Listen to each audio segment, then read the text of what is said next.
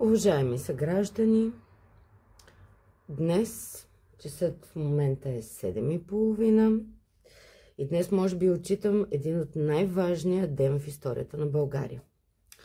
Сега с моите магически политически тарокарти ще направим един разклад на тема „Ще падне ли днешното правителство заради протеста, който предстои до вечера?“ А след това ще ви покажа прясно от моята баня едни сигнали, едни знаци отгоре, докато си взимах душ, какво се случи. Но хайде сега да питаме, ще успее ли днешния протест да бутне това отровно правителство. Този ридинг ще бъде за всички, както за гражданите, така и за всички полит и неполиткоректни управници.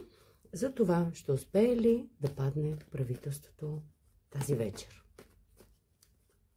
Народната любов ще се бори ли, ще изгони ли всички тези паразити в онзи кюб там, наречен Министерски съвет, Народно събрание? Нека разберем. Ще падне ли правителството? Да, реални шансове да падне това правителство има, но ще падне много трудно. Те няма да дадат задна, те не искат да си ходят.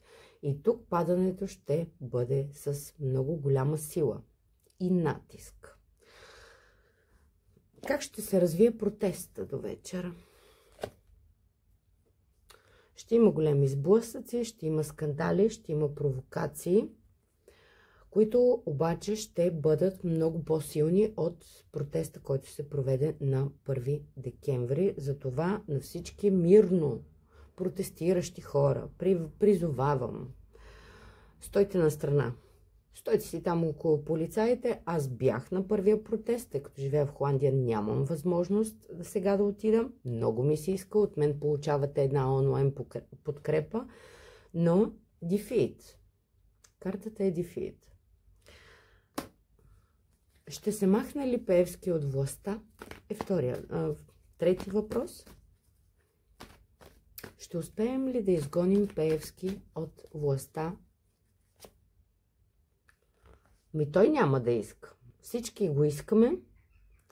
Всички търсим някакви начини да направим така, че той да се махне. Но тук ще има някаква информация, която може би ще го задържи във властта. Как ще се развият събитията след протеста за Пеевски? Ще има много тайни. Или също така големи тайни ще излязат наяве. Ще успее ли Румен Радев да направи партия и да ни спаси? Защото реално надеждата е в него. Ще успее ли нашия мил президент Румен Радев да направи партия? Не. Съжалявам. Ще си запазим ли българският лев?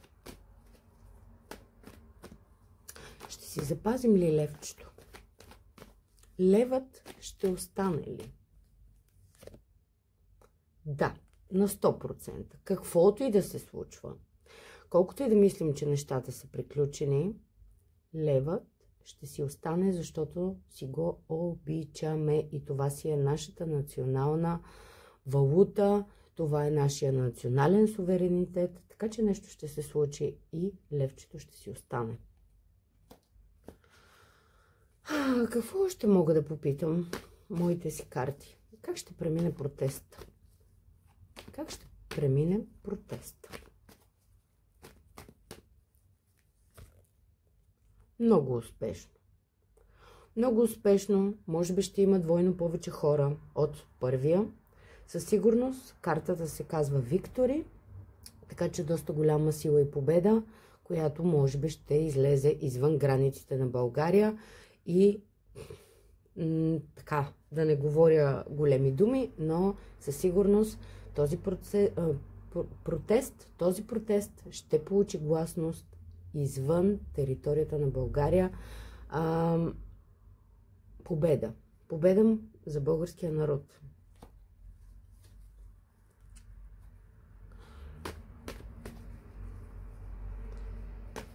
Какво още? Исках още нещо да попитам. Нашият любим бюджет, който реално отключи събитията, ще отпадне ли и втория крадлив бюджет, който съставиха? Ще отпадне ли втория крадлив бюджет? Да. Ще си отиде. Така ще тръгне тук. Ще си отиде и този бюджет. Няма да го бъде. Как ще се развият нещата за Делян Пеевски за в бъдеще? Тъй като вече много хора пророкуват, така да го кажем, много хора също се надяват той да се заличи, да се изтрие от политиката, да се махне, може би да изчезне, но аз искам да попитам как ще се развият нещата за Делян Пеевски за в бъдеще.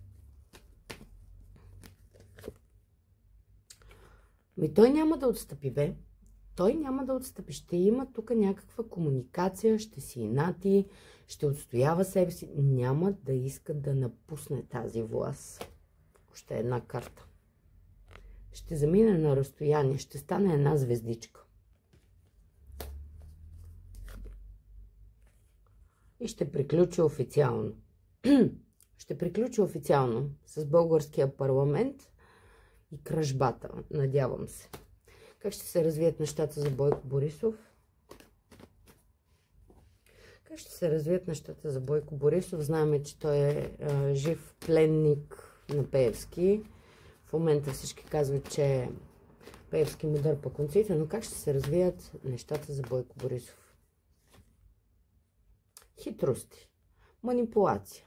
При всички положения той няма да напусне тая политика, ще остане така да контролира и да командва, но хитрости от негова страна. Така че тук не е изключено самия протест да бъде в полза за него. Бързи хитрости, бързи действия. Може също бързо да обърне палачинката и той да стане някакъв загрижен застъпник за народа покрай този протест.